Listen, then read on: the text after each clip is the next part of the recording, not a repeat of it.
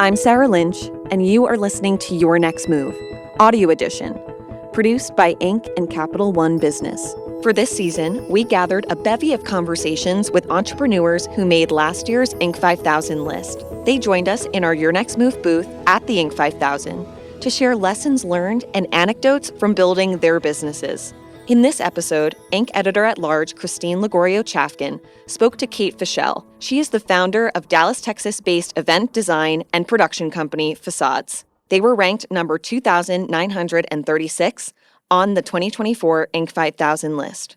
The company gets their hands dirty with events, taking them from concept to creation. That includes carpentry, welding, painting, lighting, graphic design, and signage. Christine started the conversation by asking what happened since the pandemic that really sparked their growth. Yes, the pandemic, we've got a great pandemic story too, because obviously we're event planners, and we looked at that and we said, this is an event and it needs servicing. And while everybody... The pandemic. Oh, yes. Wow. So my national sales director, Lynn Duncan, who's here with me this week, she came up with the idea of doing like organic hand sanitizing stations that were branded, because at that time in March of 2020, we thought events were still happening. Yeah. So we figured out how to produce all of that in-house. So when the pandemic did hit, we were the only people open, and we were selling those like crazy. So that... Every business that wanted to Yes. stay operational, keep people in, needed that. So we were able to stay open, which was great. And that was kind of the catalyst for this growth, was because unfortunately it was illegal to gather. Yeah. So that was crushing for our industry. And so many other companies sadly closed. So because of Lynn's brilliant idea and some other stuff we were working with the hospital partners on, we stayed open. So then once the pandemic cleared and people were ready to party, we had our whole team. So where other people just unfortunately had to switch industries and those companies weren't there anymore, we were ready to go. And you had that moment of that ingenuity to kind of look back on and say, like, we made it. Like, we made it because we thought outside the box. Exactly. And was that able to help you continue to think outside the box in terms of events going forward? Absolutely. What were some of your big first ones, kind of like Yes. as it was tapering off? What were your big first events? So one of my favorite ones I've done since I started there is called Cattle Barons Ball. It's the largest single-night fundraiser in the country for American Cancer Society. So that one, obviously with all fundraisers, the booze and peer pressure raises that money, so it's hard to do all that digitally. Yeah. So the first one back was just exciting and fun, and of course the money goes towards the cancer research, so all had a good cause to it. But that was just remember, it's about 3,000 to 4,000 people, and everybody in the room just going like, we're here, we're touching each other, we're drinking, we don't have masks, I can see your smile, and That just must have being felt able to get back and great. do good stuff was really fun. Yeah, that's fantastic. What's the weirdest request you've ever gotten for an event? Okay, I don't know if this is weird, but it's the top of mind. So when Virgin Airlines was launching into Dallas Love Field, Mr. Branson, brilliant creative, of course, he likes to theme it to the location. So he wanted a Longhorn on the tarmac because he literally lands the plane, rolls up, and you have your team ready to unroll the red carpet right there, and the whole event has to be set. And the Longhorn, I don't think was fully sedated yet and got a little out of his pen. Oh, yeah, like a real Longhorn. I thought you were like, we constructed a Longhorn out of paper mache. Real No, like animal. a real bull. Real animal. Oh, yeah. We have a wall in our office that says, things overheard at Fauxcades. Or like, the Longhorn's on the run on the tarmac. The plane's about to land. Like, what world are we living in? So it is... So to be clear, the plane did not hit the Longhorn. No, it did not. The Longhorn got back in its pen. But it just, it's live events. So every day is different. Amazing. I'm sure Mr. Branson loved that as a actual part of his event, funny. though. It was before he landed, fortunately. Yes. So he was none the wiser. Oh, there we go. Sorry to break it to you, Sir Richard. Don't tell him. So in your company as it is today, what makes you stand out? What internally as a company, like values, culture, what makes people come to work every day? And how would you describe that? So we are really focused on the work-life balance. Events are nights and weekends. So that's part of it. So we really try to offset when we can.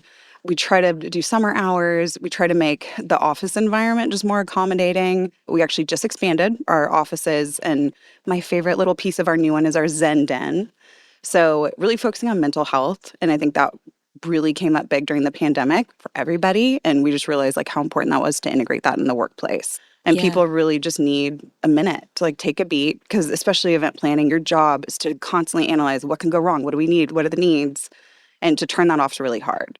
Yeah. And I mean, event planning, though, also is full of individuals who are really good planners and who are really good at being on, right? So Yes. how do you get your employees to say, like, I need to turn it off for a minute? Or, hey, I worked till 11 p.m. last night. I don't need to be at my desk at 9 a.m. Like, No. how did you change the culture there? We do comp days. So if you're working nights, weekends, you're tired. Yeah. So if you're tired, you're making mistakes. And if you're doing budgeting or designing or whatever, you're not at your best. And then we have a very serious vacation rule. We don't know you when you're on vacation. You don't know us. We unplug your access to the server. You are not allowed to work. You just don't call somebody on vacation. You don't. We have a joke of like, if there's emergency, please call 911. But you don't call that person. So really respecting when they're on vacation, they need to fully unplug and not feel like they have to check their email, or if they're going to need a call, or if, my name's going to pop up on their phone. It just doesn't. Yeah. And we just really respect those boundaries. I think that goes a long way. Yeah, I love that in theory and in practice. But in practice, I feel like it's really hard for some companies to pull off. Yes. How do you pull it off in terms of, do you have the right redundancies in place there for someone who is taking vacation? You had So to you have a partner. set that up. Okay. Yep, so you have a partner when you leave. And then they know to anticipate what's coming up, or if a client calls, or we're waiting for approval on this. So we can have a buddy system with that. Oh, that's great. So it actually works. It does. And about 2 years ago was the first time ever that I actually listened to my own rules, because I'm always, making sure the employees are taken care of, but wasn't really realizing like I'm not at my best either when I'm on vacation working the whole time. And then I come back and it's frustrating because I'm tired and went through all that and spent the money and didn't really get the R&R I needed to reset. So once I started doing that, I realized how much better I am for my people too. And obviously it's better for myself as well. Yeah. The balance for everybody.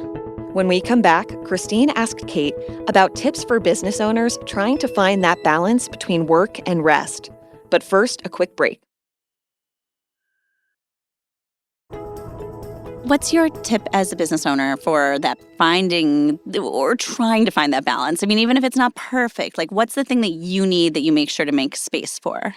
So the best advice I got with this, because I feel like I'm such an all in, all out, I'm on, I'm off, was find the middle ground. And the little things help. And I think we've all heard forever and ever, like, take deep breaths, take them up. And you're like, I'm breathing. I can't not breathe. It's instinctual. What are we talking about? I'm breathing.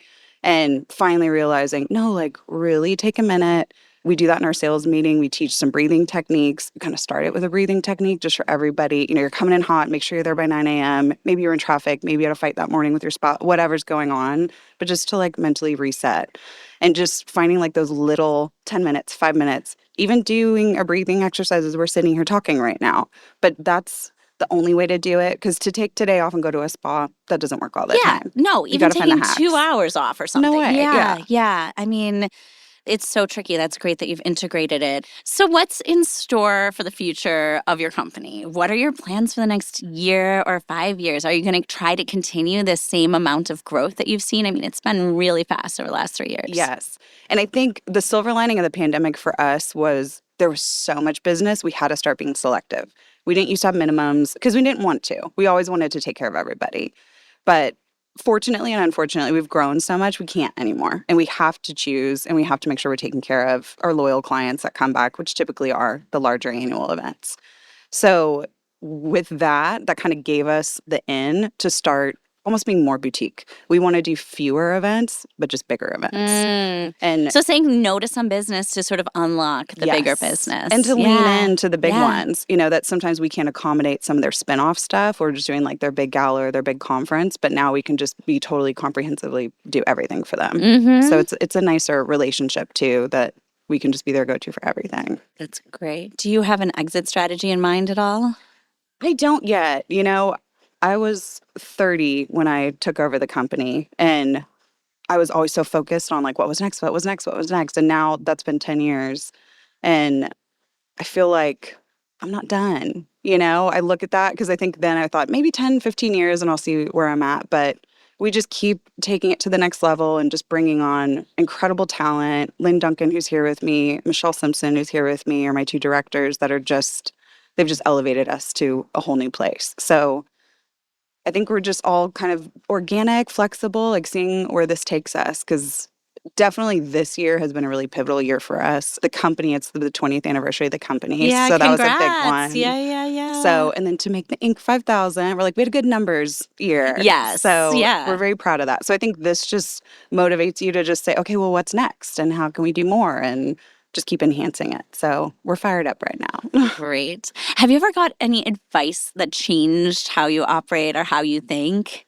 There's many things I feel like. I do love trust but verify. Mm-hmm. That's Lynn's. That's my favorite that's one. Great. As a journalist, that really resonates Yes. with me. I mean, events, and that's the one thing I love about events too. It's so humbling. I'm sure even this ballroom, when they were setting it up, there's probably hundreds of people. There's You the know AV what it looked guys, like the 3 catering hours guys. ago? Nothing. Oh, There was yes. nothing in this whole Yes. huge space. So Yeah. just the collaborative effort required to pull something off is really cool, but it's a lot of moving parts and a lot of room for error.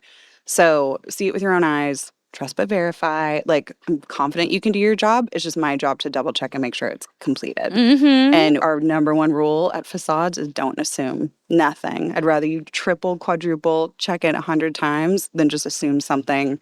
Because anytime something goes wrong, what happened? Well, I assumed. Like, so you're not even, that's like nails on a chalkboard. So no one even says that word. They know.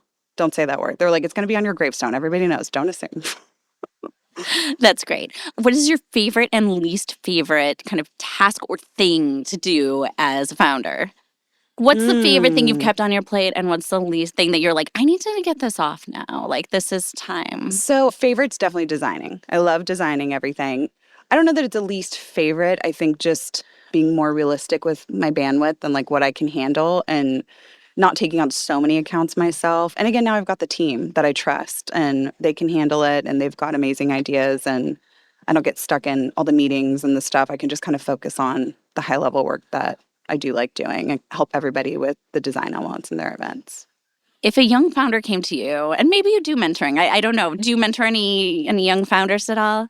Some have come to me, yes. Yeah. So when one comes to you, or if one comes to you in the future, what's something you want to be sure to impart on them, especially a young woman founder? Just go for it. Yeah. Yep.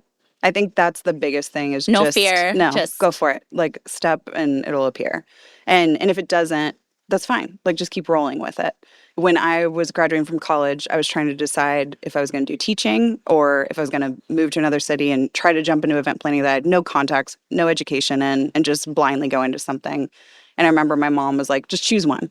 And if it's the wrong one, go back and do something else. But you have to wholeheartedly jump in because if you're 1 foot in, 1 foot out, you're never going to get anything done and you're never going to be successful. So go all in and give it a full shot. And if that's not it, that's fine. Then redirect and go all in there. But I think just giving it your all, no matter what that is, that's the key part. Great. Thank you so much for being with us today. Thank you. That's all for this episode of Your Next Move. Our producers are Blake Odom and Avery Miles. Editing and sound design by Nick Torres. Executive producer is Josh Christensen. If you haven't already, subscribe to Your Next Move on Apple Podcasts, Spotify, or wherever you listen. Your Next Move is a production of Inc. and Capital One Business.